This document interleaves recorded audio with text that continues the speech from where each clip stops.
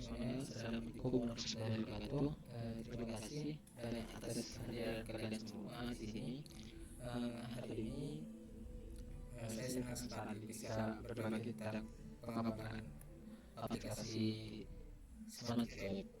Nama saya Ridwan Sumardi dan saya berasal dari Universitas Udayana.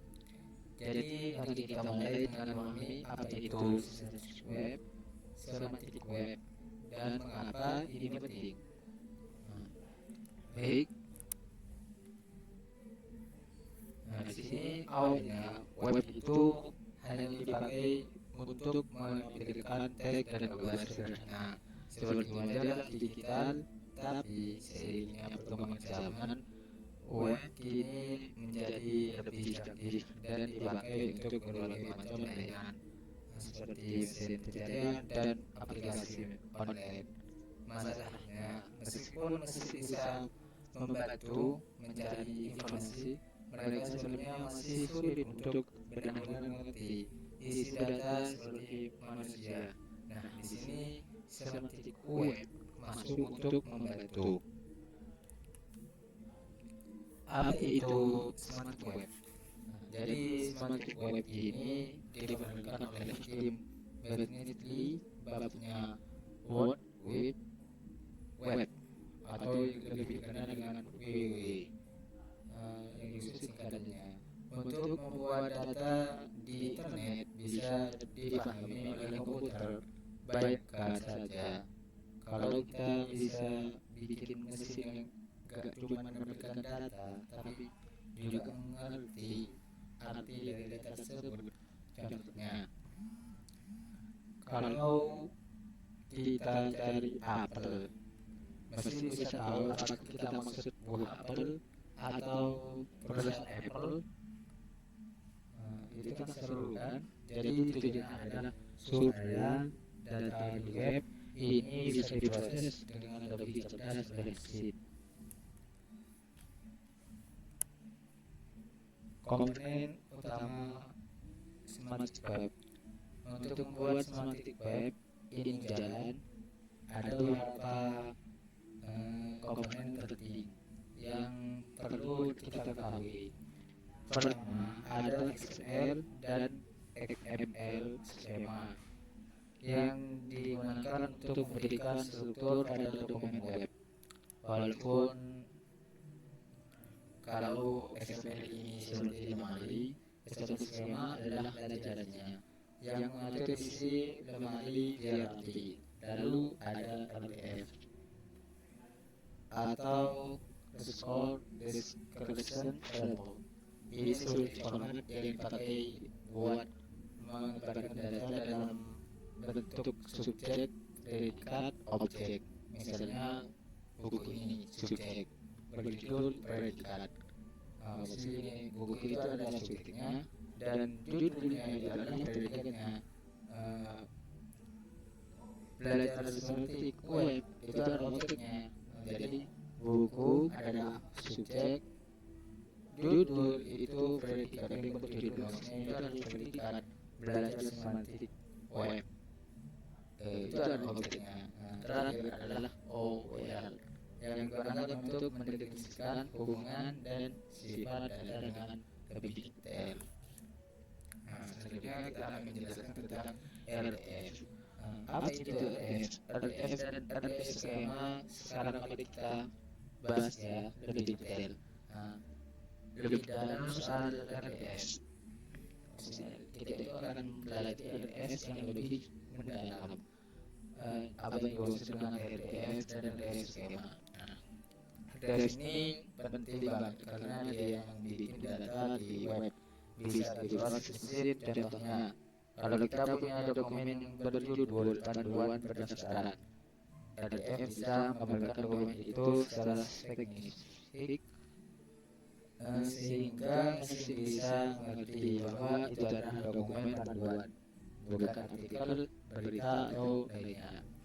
Format RDF ini ditulis dalam bentuk XML, jadi data yang disimpan lebih terstruktur dan bisa diproses komputer.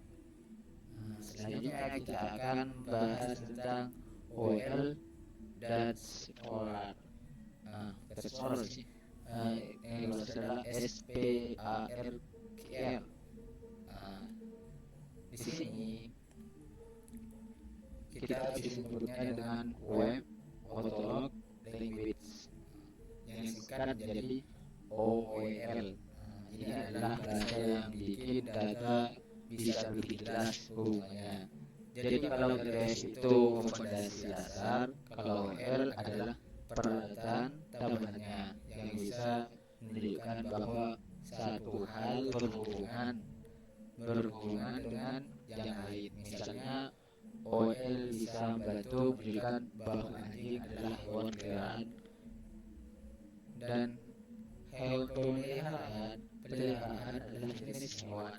Lalu untuk mengambil data dari ATS kita pakai SPARQL. SPARQL ini SPARQL maksudnya itu. Ini semacam SQL tapi buat semantik web. Dengan SPARQL kita bisa membuat query yang meminta data spesifik. Misalnya tampilkan semua kota yang jadi ibu kota provinsi. Jadi ini kalau kita itu di web tampilkan seluruh kota atau ibu kota yang berada di Indonesia. Maka mesin akan mencarinya seperti itu. Contohnya lagi seperti buah apel. Mesin akan mencari buah apel kalau kita menggunakan SPARQL gitu. Selanjutnya kita akan membahas tentang framework JNA. Sekarang kita masuk ke bagian framework. Salah satu framework yang populer untuk mengembangkan aplikasi semantik web adalah JNA framework. Ini berbangun dengan Java dan punya banyak fitur karena seperti mendukung RDF, OL, dan SPARQL. JNA juga punya mesin inferensi yang artinya dia bisa menarik kesimpulan dari data yang kita punya. Misalnya kalau kita punya data bahwa Iwan adalah anak dari Ani, Jena bisa menyimpulkan bahwa Ani adalah orang tua dari Iwan. Jadi framework ini akan mendeteksi bahwa Iwan itu adalah orangnya Tuan Ani gitu.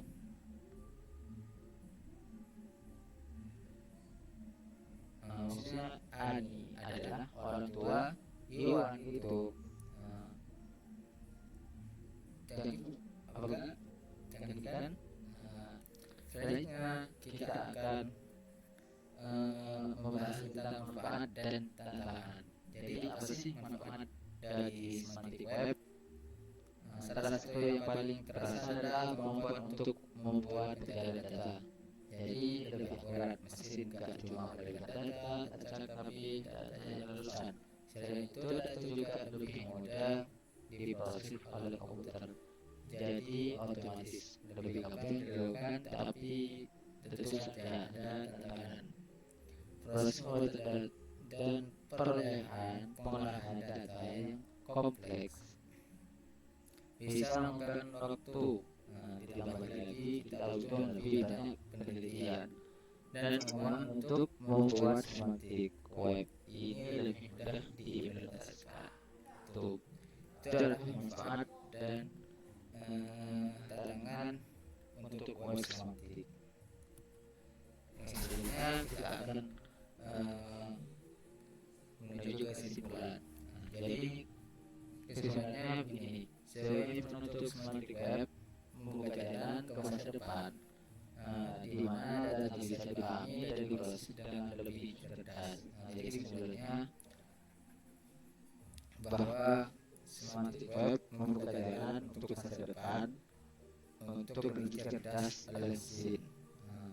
teknologi ini RDF-OL dan SPARGL memberikan fondasi yang kuat untuk itu. Tapi untuk kita mesin butuh kerja keras dan inovasi lebih lanjut untuk membuat ini jadi kenyataan di dunia nyata. Namun sebelumnya jika ada tutur kata yang salah, mohon maaf. Dan terima kasih atas perhatiannya, dan saya siap untuk menjawab. Kalau ada silakan tanyakan di kolom komentar. Terima kasih.